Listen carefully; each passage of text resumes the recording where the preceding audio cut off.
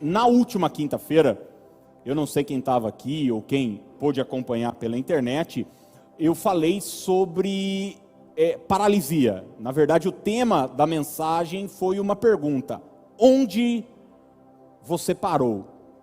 Onde você parou?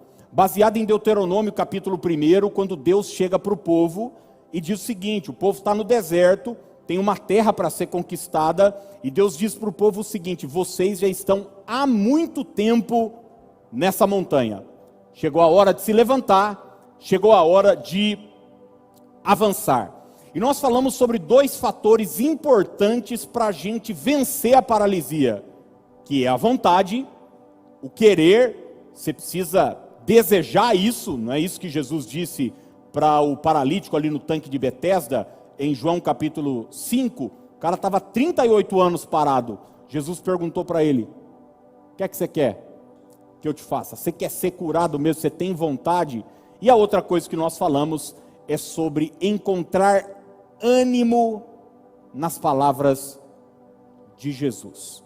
É a palavra que vai nos manter em movimento. Mas hoje eu quero pensar nesse mesmo tema, nessa mesma abordagem, de uma forma diferente. Eu quero falar sobre dois fatores paralisantes. Dois fatores paralisantes. E ontem eu perguntei para o meu filho, eu chamei meu caçula lá no quarto, à noite eu falei o seguinte: papai vai pregar uma mensagem assim, assim, assim, e eu estou precisando da sua ajuda. E ele ficou olhando assim para minha cara, tipo, tem 10 anos, né? Que meu pai está precisando da minha ajuda para pregar uma mensagem. Eu falei: como é que chama aquela brincadeirinha suas ali, quando eu chego na escola, que vocês estão brincando, correndo? Eles ficam assim, tipo um pega-pega. Ele falou que é pega-pega gelinho. Na minha época era outro nome. As crianças estão lá naquela correria, daí tem alguém que vai lá e encosta no outro, daí ele fica parado. Você já deve ter brincado de estátua também. Quando eu era mais novo, ficava dançando, correndo, alguém gritava estátuas, tinha que ficar parado. Hoje nós vamos falar sobre dois fatores que paralisam a nossa vida. E não se trata de uma brincadeira, se trata da nossa vida, se trata da nossa profissão, se trata do nosso ministério, da nossa vida espiritual, emocional, das nossas finanças. É muito mais do que uma brincadeira de criança. E eu quero usar Gênesis 19, 26 como base para aquilo que nós vamos pensar hoje de manhã. É um texto muito conhecido, é a saída de Ló e de sua família de Sodoma e Gomorra, quando a terra seria destruída, e foi.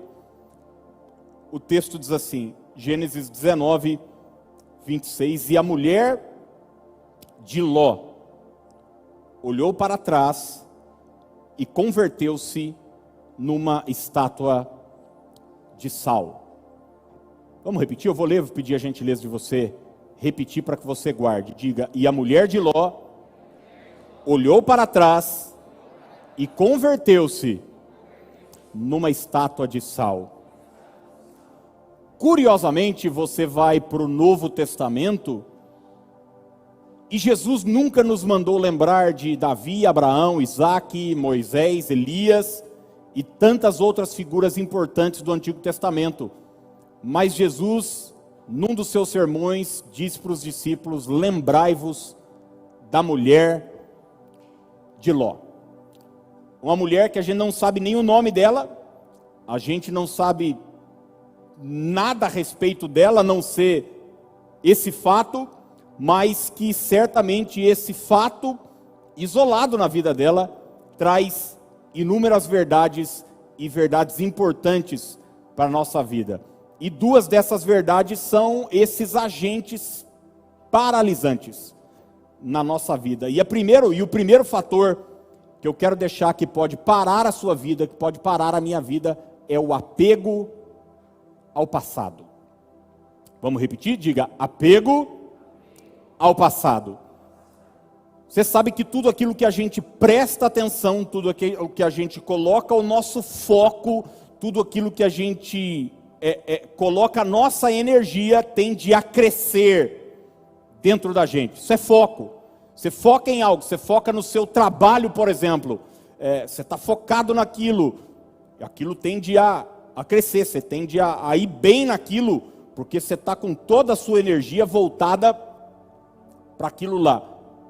É assim, inclusive em fatores negativos da nossa vida, como por exemplo, você ter um apego, uma atenção, um foco àquilo que passou. A ordem de Deus era, na saída de Sodoma e Gomorra, não olhem para trás. Mas a Bíblia diz que a mulher de Ló é sobrinho de Abraão, tá bom? Só um parênteses para você entender. Enquanto saía de Sodoma e Gomorra, ela vira para trás, olha, e a Bíblia diz que ela se transforma, se converte numa estátua de sal. Sua jornada é interrompida, sua caminhada é interrompida. Deus tinha dito para Ló: existe um monte preparado para você, existe um lugar mais alto onde eu quero te levar, mas para que você chegue a esse lugar, não só seja preservado da destruição, mas chegue nesse lugar mais alto onde eu quero te levar, você não pode olhar para trás. O passado precisa ser uma página virada na nossa vida. E é interessante como esse apego ao passado tem atrapalhado inúmeras pessoas. Às vezes de forma consciente, mas infelizmente, na maioria das vezes, de forma inconsciente. Há pessoas presas ao passado e nem sabem que estão. Agem ou deixam de agir por fatores passados, antigos, e, enfim, nem se dão conta do que aconteceu. Existem fatores negativos do passado que nos paralisam. Traumas, abusos, injustiças, aquela velha frase que a gente ouve sempre e até já falou, como uma forma de justificar a nossa ação ou falta de ação, quando alguém vem e nos chama atenção, ou a gente chama a atenção de alguém, ela diz o seguinte: você não sabe o que me aconteceu, você não conhece a minha história, quem é você para me julgar? Então a gente não cresce em diversas áreas da nossa vida, por situações que nos aconteceram no passado. Há pessoas, por exemplo, que tiveram uma infância terrível, de abandono, de trauma, de, como eu disse, abuso, e essa rejeição, porque você sabe, o amor nos faz crescer, mas a rejeição nos atrofia emocionalmente, e a vida da pessoa não anda, a vida emocional não anda, os relacionamentos não acontecem, a pessoa não consegue, não é só estabelecer uma boa amizade, um relacionamento interpessoal, às vezes dá certo no amor, você vai ver fatores negativos do passado estão segurando, impedindo, paralisando o avanço. Mas é interessante que o oposto disso também é verdade. Você vai ver que muita gente deixa de avançar, está paralisada no presente, não por fatores negativos do passado, mas por fatores positivos do passado. Você conhece o traumatizado, mas você conhece também o saudosista.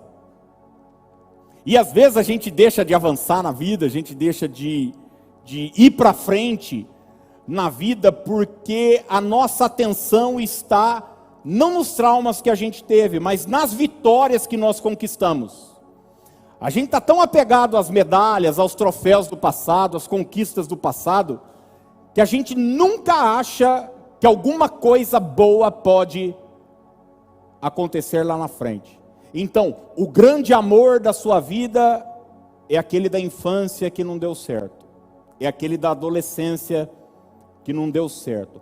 A grande oportunidade profissional da sua vida não é aquela que Deus está preparando, aquela que está por vir, não. É aquela que você não aceitou lá atrás, e até hoje você se culpa por não ter aceitado aquela proposta, aquela indicação. A grande bênção que você receberia espiritualmente, ministerialmente, foi aquela que você deixou escapar pelas mãos por um pecado, um deslize que você cometeu, e a sua atenção está tanto no passado, em coisas boas, em momentos bons que aconteceram lá e que de repente você não aproveitou no momento, que você não consegue avançar, não consegue ir para frente. Eu já pastoreei pessoas que diziam: oh, tempo bom de evangelho era quando pastor fulano de tal. Um dia eu falei para uma pessoa: pô, o problema é que o pastor fulano de tal já está enterrado faz décadas. Falei: Paulo morreu, Abraão morreu, Davi morreu, Jesus morreu, ressuscitou, foi assunto aos céus, Pedro morreu. A obra de Deus continua avançando. Não fique preso, agarrado às coisas que ficaram para trás, inclusive as positivas. Eu já citei aqui, uma vez eu assisti uma entrevista de uma rede de televisão inglesa, entrevistando Michael Jackson. Ele ainda vivo, óbvio, né? Lá na sua casa. E o repórter detectou uma coisa interessante. Ele falou: Michael, você é o cara mais premiado da história. Você é o cara que mais vendeu disco, seu clipe foi o mais visto. Enfim, eu não estou vendo disco de ouro, troféu, Grammy, que você ganhou, um monte de coisa. O que acontece? Ele falou: não, tudo isso eu ganhei, está guardado mais longe de mim. Eu não gosto dessas coisas perto de mim, à minha vista. E o cara perguntou: mas por quê? Ele falou: eu não quero jamais ter a sensação que eu já cheguei musicalmente aonde eu deveria chegar. Eu quero que meu próximo álbum seja melhor do que o Thriller, do que o que passou, o que eu venci. Eu não quero ter essa sensação, esse saudosismo de uma vitória maravilhosa que eu já alcancei e ficar abraçado a isso e paralisado profissionalmente. Você entende o que eu estou dizendo ou não? E muitos de nós, com esse apego doentio ao passado, deixamos de avançar. Você vai ver na Bíblia que toda vez que Deus chama alguém para um futuro extraordinário, Ele exige um rompimento com o passado. Porque toda chamada de Deus, Deus chama alguém para dar um futuro para alguém. Não foi assim com Pedro? Ele falou: olha, eu vou te fazer pescador de homens, né? Ele chega para Isaías e chama Isaías para ser um profeta, uma boca de Deus ali para aquela nação. Mas sempre, todo chamado, você vai ver, exige um rompimento com o passado. Você vai ver em Gênesis capítulo 12, por exemplo, quando Deus chama Abraão, texto conhecidíssimo de todos nós. A Bíblia diz assim: ora, disse o Senhor a Abrão: sai da tua terra, da tua parentela, da casa de teu pai, e vai para a terra que te mostrarei.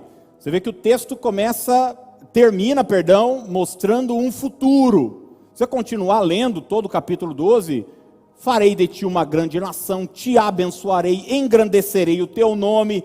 Tudo no futuro. Olha, Abraão, tem tanta coisa boa que está para acontecer lá na frente. Eu vou fazer, eu vou realizar. Deus dando promessas para ele. O nosso Deus é o Deus de promessas, amém ou não, irmãos? Mas antes de qualquer coisa, Abraão, sai da tua terra, sai do meio da tua parentela, rompe com o passado, deixa o velho, para que você experimente o novo. Isso não vale para você, minha irmã, que está casada com esse velho aí do seu lado. Você continua agarrada com o velho aí, tá bom? É porque às vezes a pessoa chegou aqui hoje com a dúvida: meu Deus, meu casamento, eu preciso que o senhor fale comigo. Daí eu falo uma palavra dessa. Tem gente que é esperta, né? Falar: é isso que eu precisava ouvir. Não, continua com o seu velho aí. Quando Deus chama Eliseu, você sabe, foi o profeta que mais realizou milagres do Antigo Testamento. Mais, o dobro de Elias, porção dobrada. Elias, gente, era o camarada que orava e parava de chover. Orava, começava a chover. Ele influenciava as leis da natureza. Elias foi o primeiro registro histórico de uma ressurreição orava, fogo do céu descia, era uma coisa surpreendente. Eliseu vai ter porção dobrada dessa unção, desse poder espiritual. E quando Eliseu vai ser chamado para o ministério profético, acontece um fato que tem um ensinamento maravilhoso aqui para nós. Olha o que 1 Reis 19, 21 nos diz. E Eliseu voltou, apanhou a sua parelha de bois e os matou. Era o trabalho dele, ele trabalhava na roça com boi, o pai dele era empresário, era o que ele fazia. Sabe o que ele fez quando Deus o chamou para esse ministério profético? Queimou o equipamento de arar para cozinhar a carne e deu ao povo, e eles comeram. Depois partiu com Elias, tornando-se o seu auxiliar. Ele pegou todos aqueles bois que ele tinha, que era do pai dele, que ele trabalhava, queimou tudo, fez um churrasco para a turma. Ele não vendeu, não negociou, deixou arrendado, não. Ele acabou com tudo, ele exterminou, ele rompeu com todo aquele passado, porque ele estava disposto a usufruir de um futuro extraordinário que Deus havia preparado para ele. E eu quero dizer para você que Deus preparou um futuro extraordinário para você também, em nome de Jesus.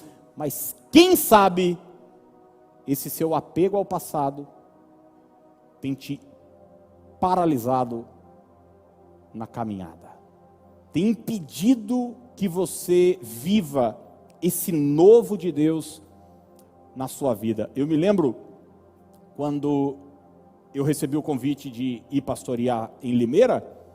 Eu tinha 22 anos e era um desafio gigantesco. Eu era muito menino, muito imaturo, de tudo. Mas um pastor amigo falou para mim assim, falou: Aquiles, eu já passei por um momento assim no ministério que você passou. Eu nunca tinha pregado assim, para a igreja, eu tinha pregado em culto de jovens, fazia louvor, dava aula em escola dominical, às vezes, pregava em culto em casa, mas na igreja eu não pregava. Então eu estava muito inseguro. Ele falou assim: Aquiles, faz o seguinte, vai, mas quebra todas as pontes que possam te fazer voltar. Rompe com tudo. E uma das coisas, por exemplo, era o trabalho da Dani, apesar de Limeira ser aqui do lado, 30 quilômetros, e ela até poder manter o trabalho dela, na época ela ganhava, sei lá, 5, 6 vezes mais do que eu. Não que ela fosse multimilionária, eu que ganhava uma miséria mesmo. Porque às vezes eu falo, a pessoa, né, acho, nossa, a Dani era uma grande empresária. Não, ela tinha um bom emprego, eu é que tinha um péssimo salário na igreja.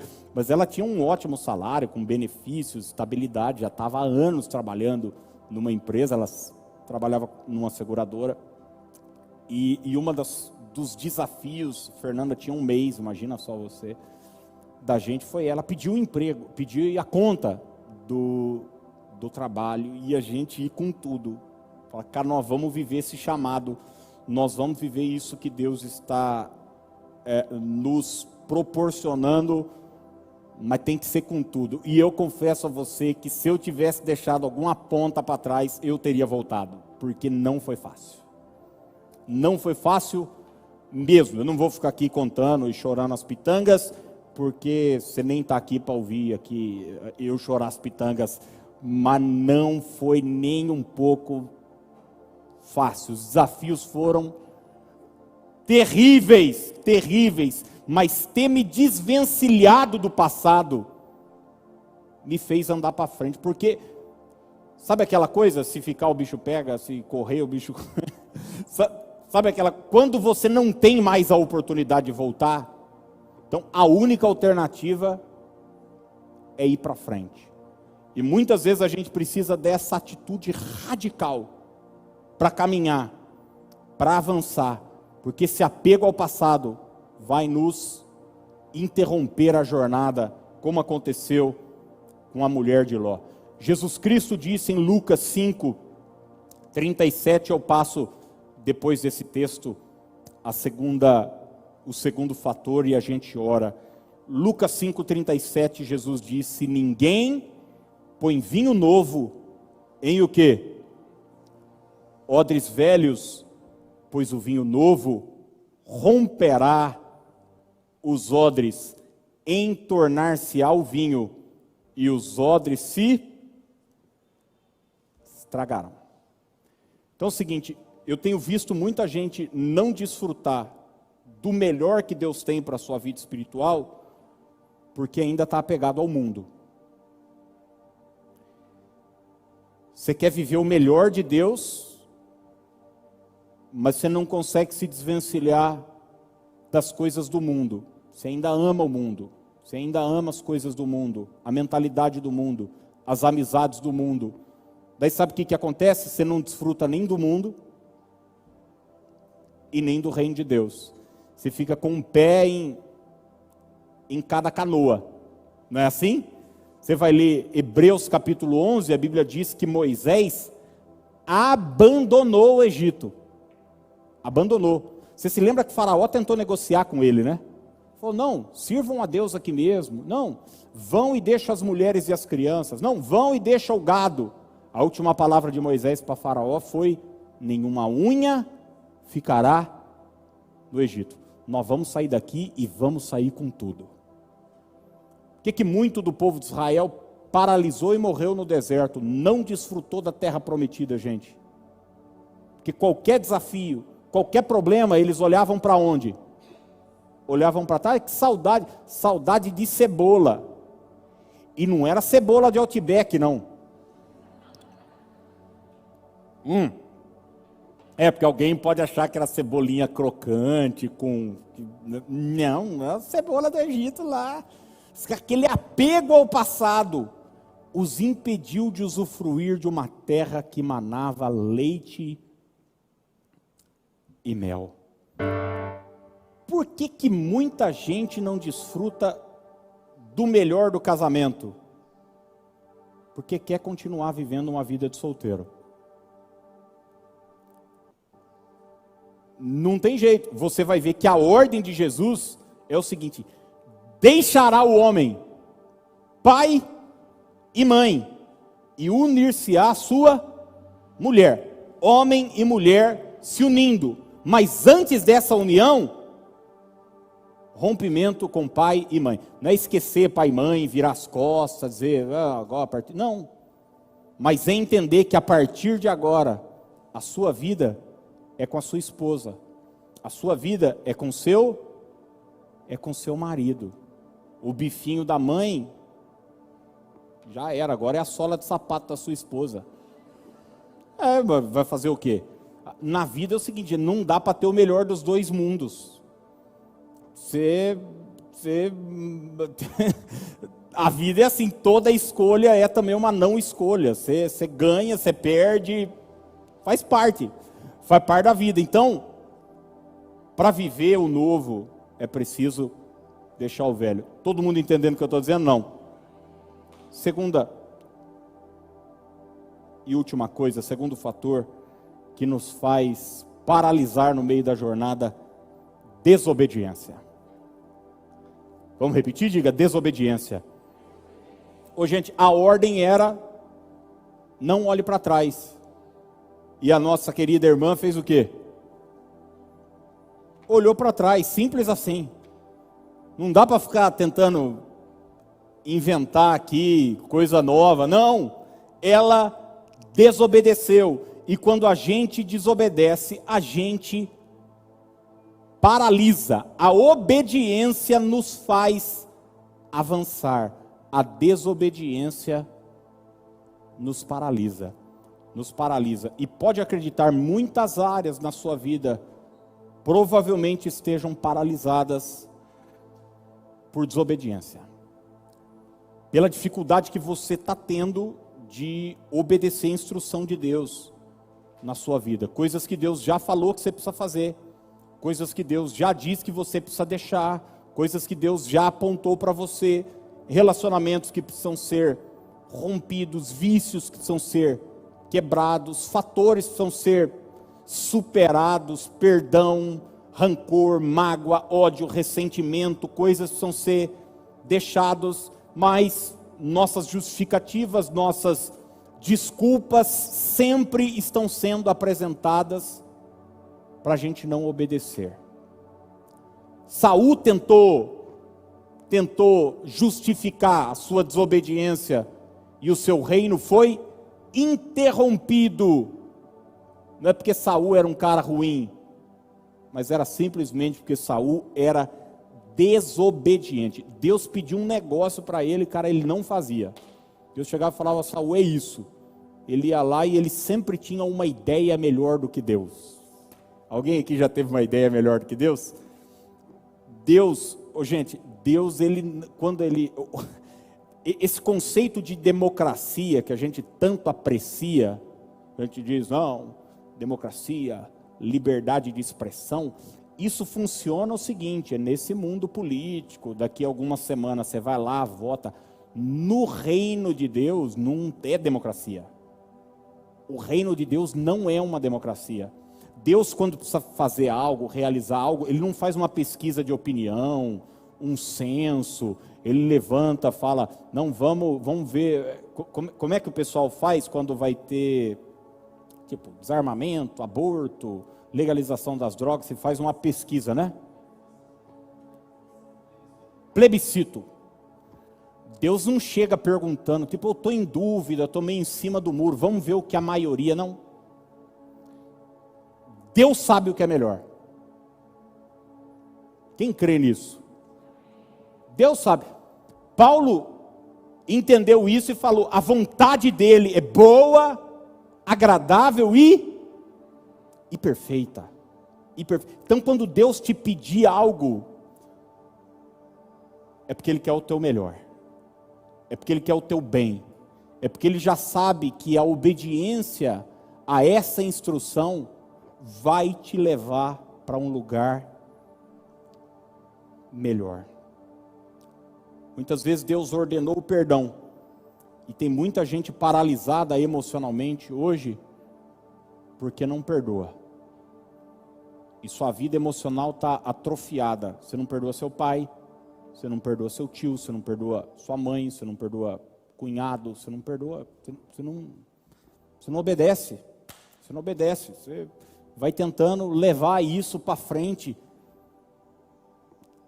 E não dá. A infidelidade te paralisa. Foi o que aconteceu com os hebreus ali no deserto. A desobediência nos paralisa, mas a obediência traz um fluxo contínuo de prosperidade sobre a nossa vida. Eu vou repetir, a obediência traz um fluxo contínuo de prosperidade sobre a nossa vida. Isaías 1, 19 e 20 diz assim, se vocês estiverem dispostos a obedecer, comerão os melhores frutos desta terra. Mas se resistirem e se rebelarem, serão devorados pela espada, pois o Senhor é quem fala. Gente, a desobediência é o seguinte, ficar dando murro em ponta de faca. Você já viveu uma área assim na sua vida, onde Deus falou, é aqui, aí você vai, não, eu vou tentar do meu jeito, eu vou tentar, vai que dá certo, e você quer vencer Deus pelo cansaço, você vai como um filho rebelde, vai. O caminho é um só, gente, é o caminho de Lucas 15.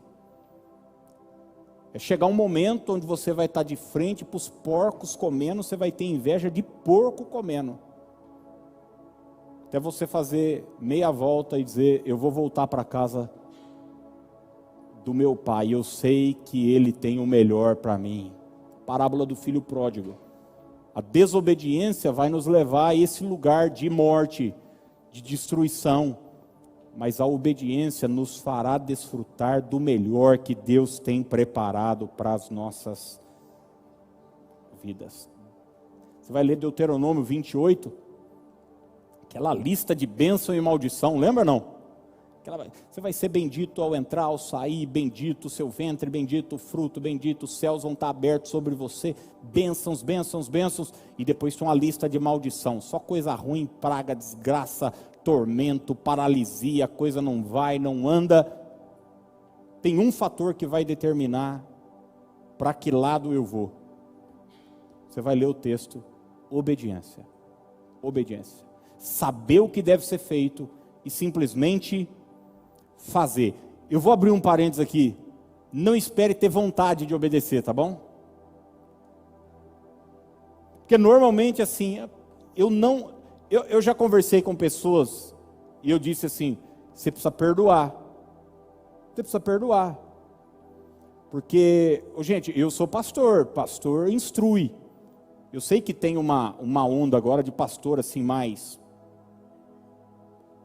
psicólogo, mas que tem o seu lugar, que tem a sua coisa. E um psicólogo tal não vai ficar falando para a pessoa o que ela tem que fazer, ela precisa chegar às suas conclusões e tal. Mas eu não sou psicólogo.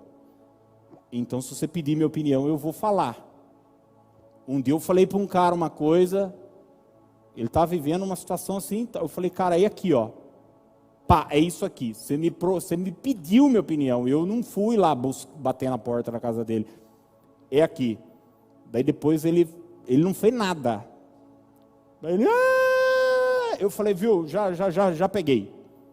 Ele estava tendo um tratamento, nem da igreja ele era, estava tendo um tratamento com um psicólogo. Eu falei, você precisa voltar na sua psicóloga. Porque eu percebi o seguinte, que você não quer resolver o problema, você quer falar do seu problema. Resolver o problema é obedecer a Deus. Aí você vai resolver. Agora, se você quiser conversar, falar, eu falei, eu não tenho muito a te ajudar para isso. E às vezes é assim, a gente quer falar do problema. Eu já falei para pessoas que estavam com amargura, com ódio, com ressentimento, falei, você precisa perdoar. Eu disse, eu não sinto. Deixa eu falar, quem paga aluguel aqui? Paga aluguel. Isso. Todo mês você sente vontade de pagar aluguel? Sente vontade assim, chega o dia de pagar aluguel, você fala, nossa, não vejo a hora de ir na imobiliária. Não, mas você paga, por que você paga? Porque tem que pagar, cara, porque é o certo. Porque é princípio. Todo dia quando toca o despertador, você vai trabalhar, ou vai fazer seu exercício e tal, cedo, tem que fazer alguma coisa que você não quer, você morre de vontade, você fala... Eu sei que tem uma turma que bota foto, não sei o que, tal, começou o dia e tal, não sei o que.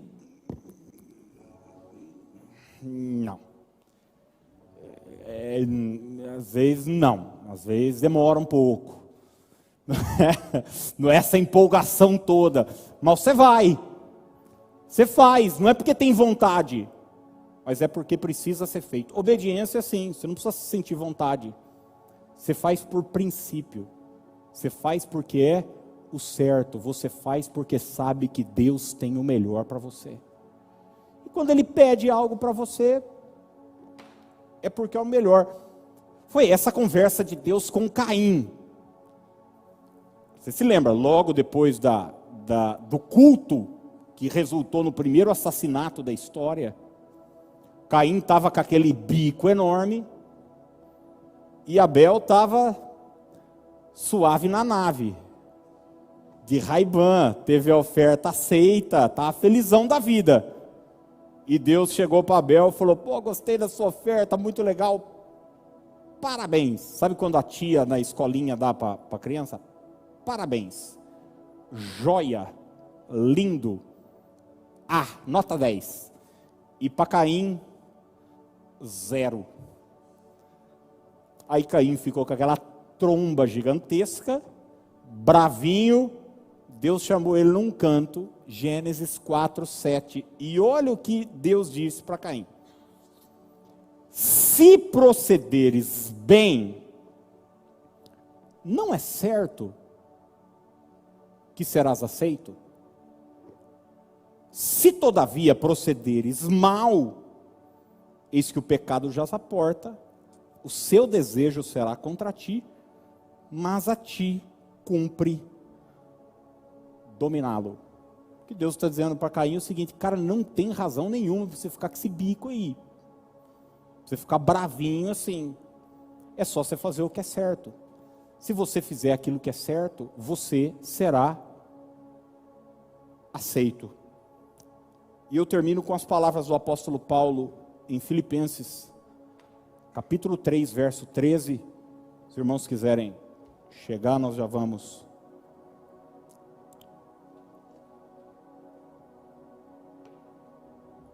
orar. Filipenses capítulo 3, verso 13. O que é que está te paralisando? Um apego ao passado? Ou uma rebeldia contra Deus? Uma desobediência à palavra, uma ordem, uma instrução de Deus.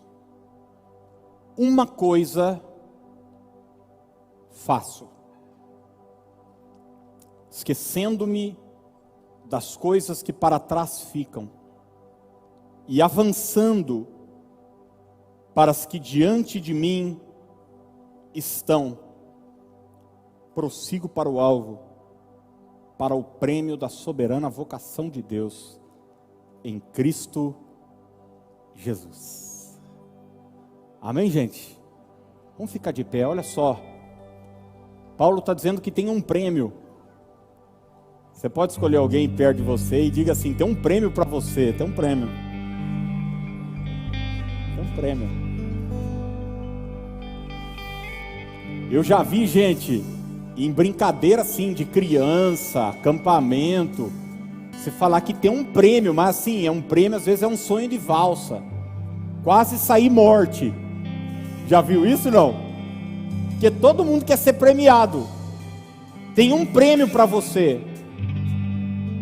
Agora, para alcançar esse prêmio, esquecendo-me das coisas que para trás ficam e avançando para as que diante de mim estão, prossigo para o alvo.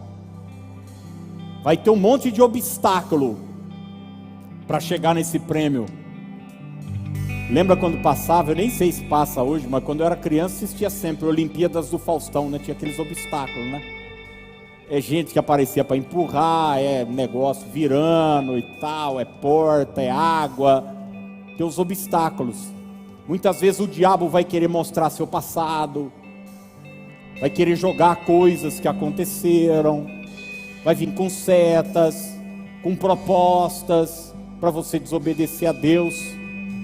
Nunca tire seus olhos do prêmio. Do prêmio. Deus preparou algo maior e melhor para você, para sua casa, para sua família, no nome de Jesus.